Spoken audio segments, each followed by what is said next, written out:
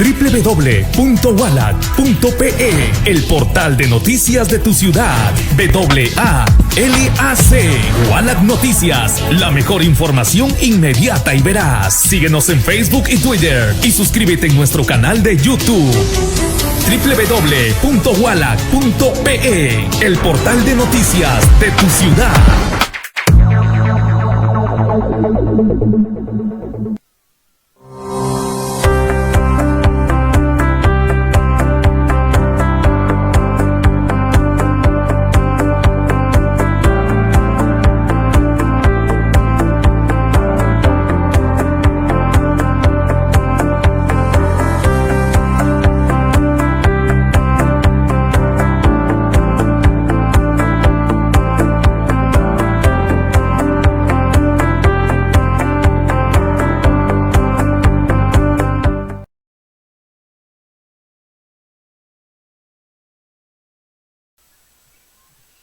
¿Cómo están, amigos? Muy buenas noches. Estamos nuevamente con entrevistas, ya no con debates, sino estamos invitando a expertos de esta coyuntura electoral para que un poco nos orienten sobre estas últimas horas de cara al domingo 11 de abril.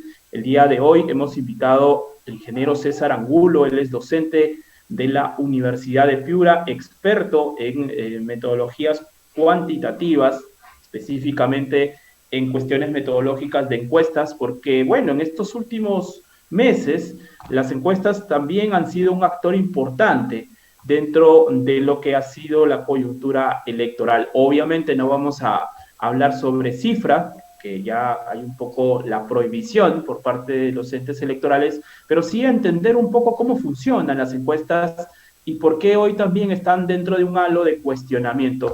Ingeniero César Angulo, muchas gracias por estar con nosotros. Gracias por la invitación. Muy bien, profesor. Entonces, empecemos un poco a entender este mundo de las encuestas, que en realidad es un tema bastante técnico, pero que en las últimas elecciones se ha vuelto un actor importante, tanto así que polariza a unos grupos y a otros. Sí, en los últimos años, digamos, ya en las últimas décadas, ¿no? Las encuestas que nos presentan previas a las elecciones muchos meses antes llegan a ser para muchos muy determinantes en cuanto a la elección del voto que tiene cada uno, porque se dejan un poco influenciar por los resultados que van mostrando estas encuestas, ¿no? Ahora, sí, justamente por esa última afirmación, se les cuestiona mucho porque se señala que la supuesta orientación que los medios o los pagantes de las encuestas le dan a los resultados terminan influyendo en el voto. ¿Esto es verdad? ¿No es verdad? ¿Qué tan cierto es?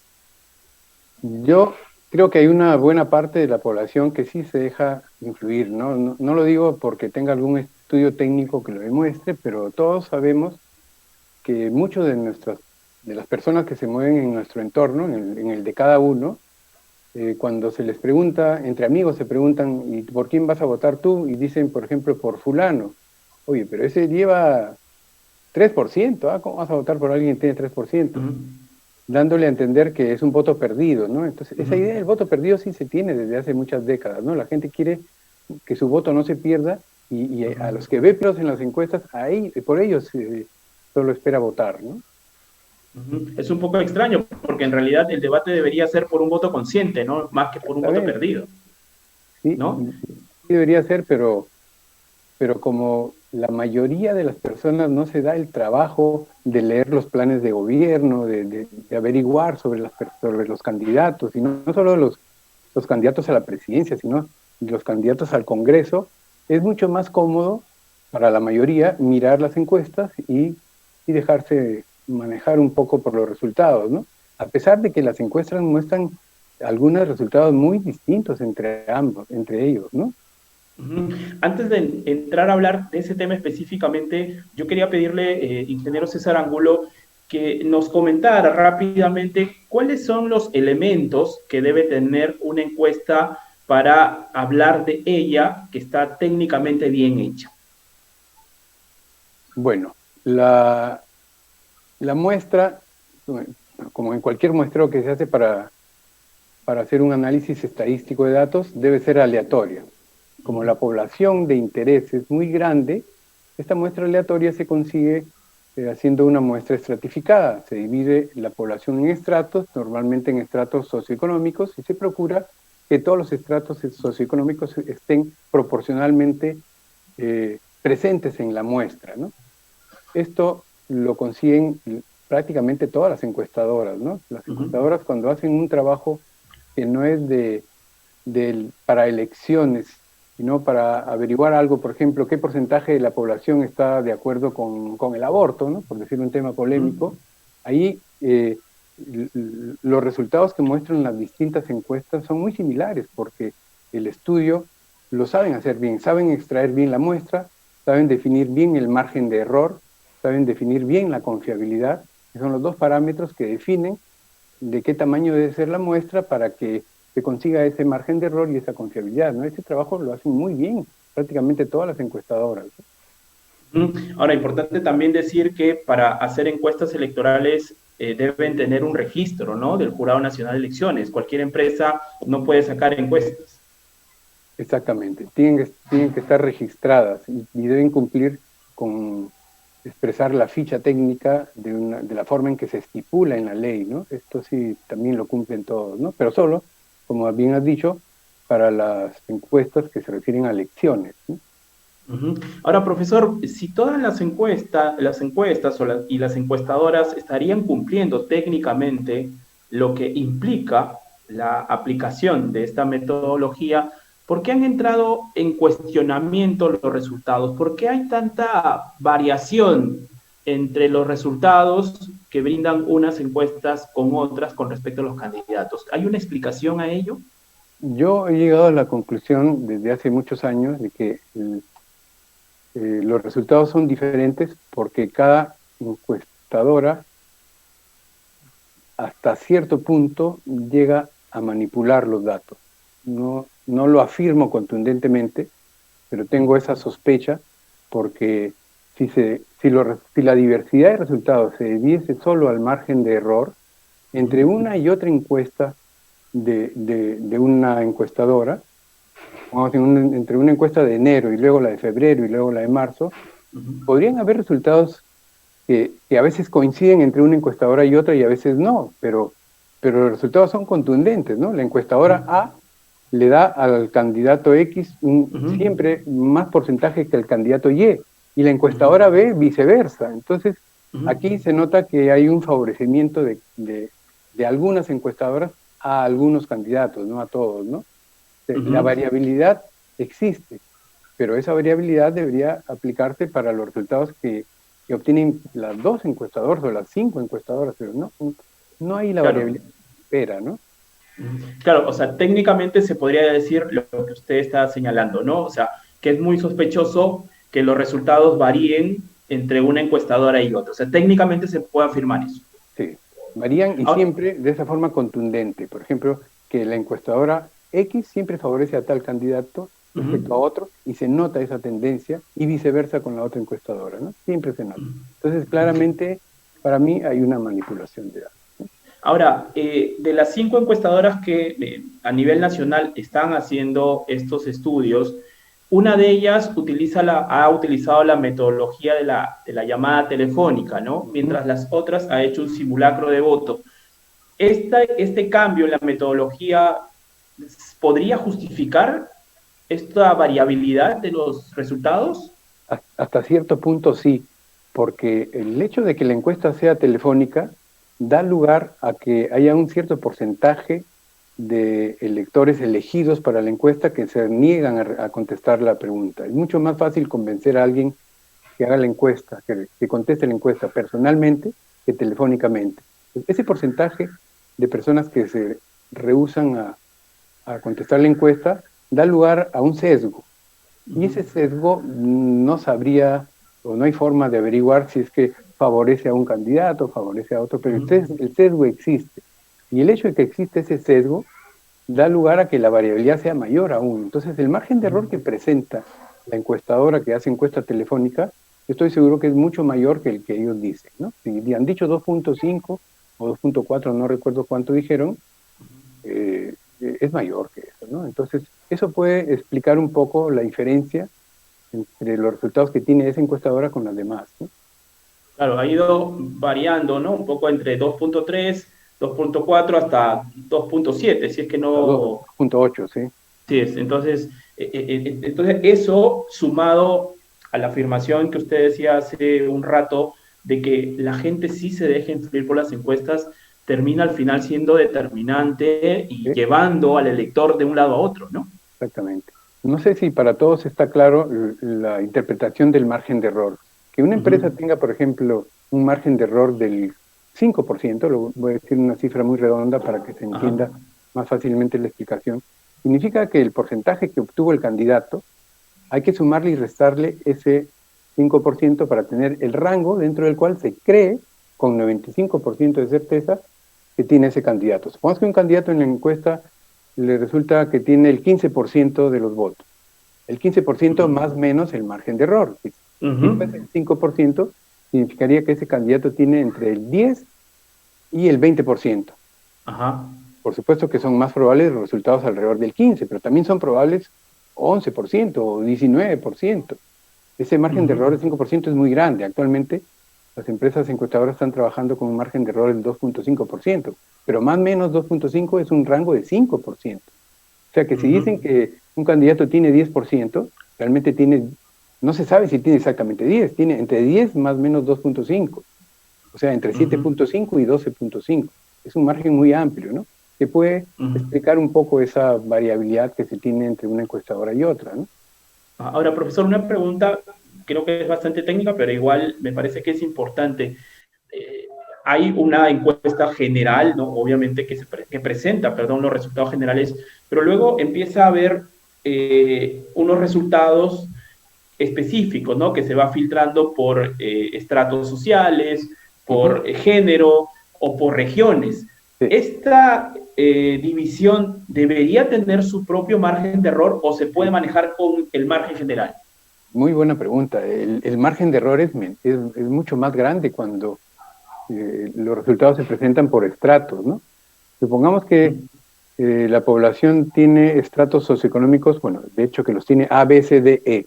El Uh -huh. estrato E, por ejemplo, tranquilamente, o el A, perdón, que es el más pequeño, el estrato Uh A, -huh. tranquilamente puede ser el 5% de la población. Y si se ha hecho la encuesta a 1.500 personas, el 5% son 75 personas. O sea, del estrato A solo se encuestado una muestra de 75 personas. El margen de error no puede ser 2.5. Con una encuesta de 75 personas, el margen de error tranquilamente es del 15 o el 17%. Es un margen de error ya absurdo, ¿no?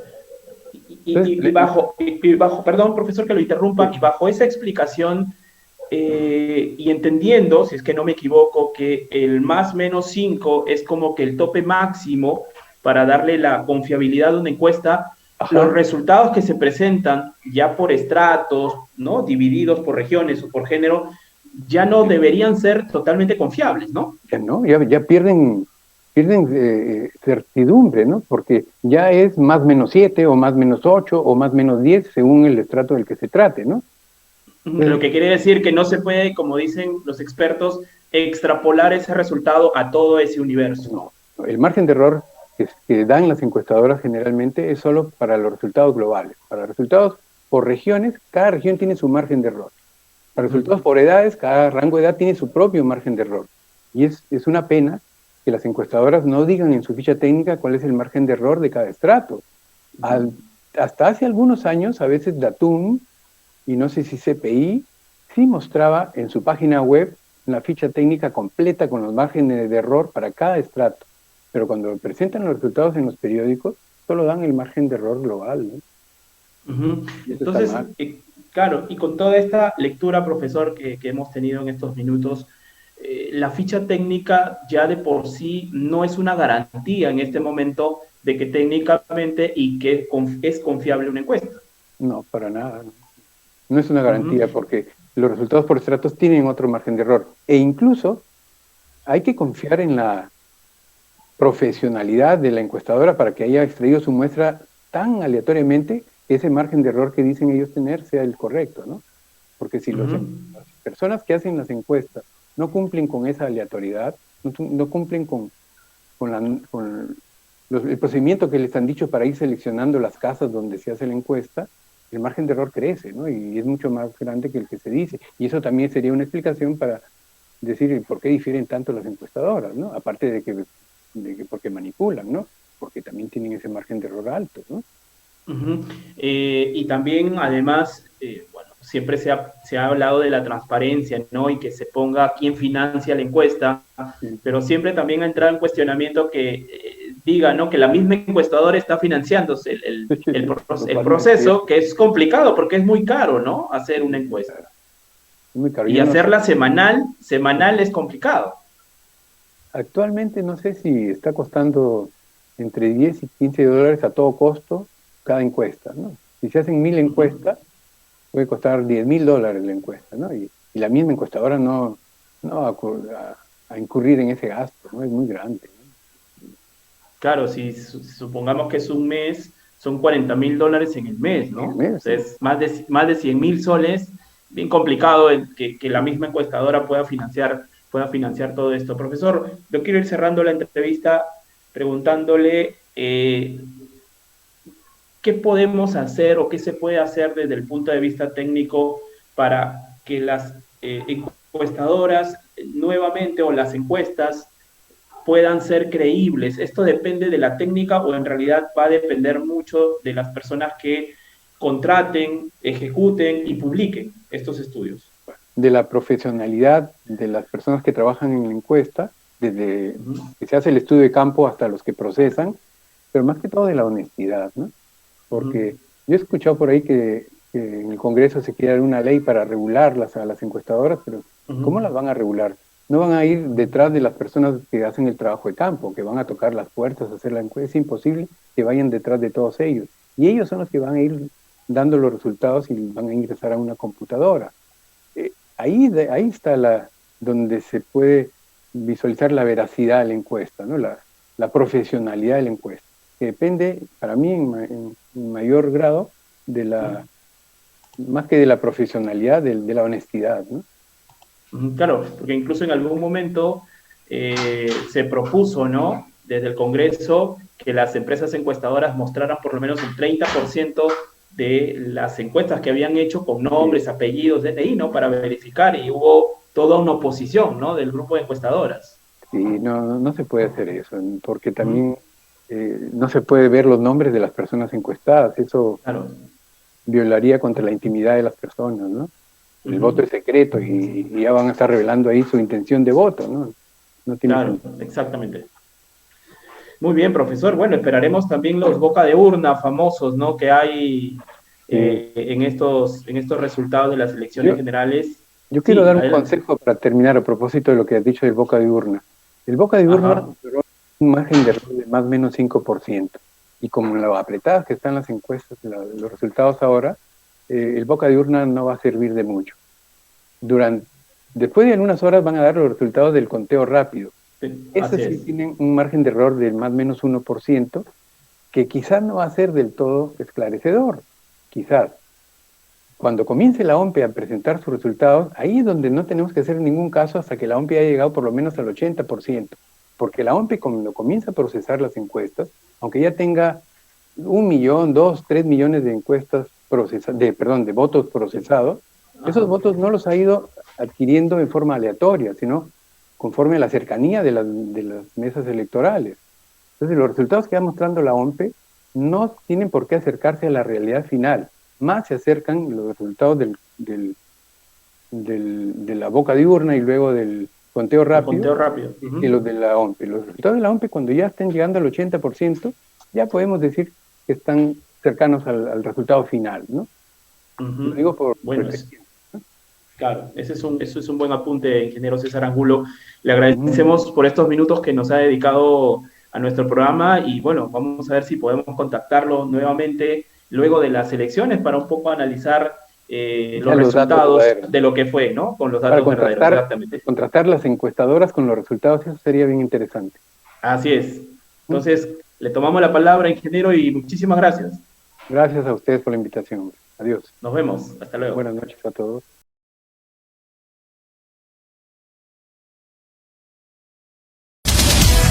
www.walac.pe, el portal de noticias de tu ciudad. WALAC, Walac Noticias, la mejor información inmediata y veraz. Síguenos en Facebook y Twitter y suscríbete en nuestro canal de YouTube. www.walac.pe, el portal de noticias de tu ciudad.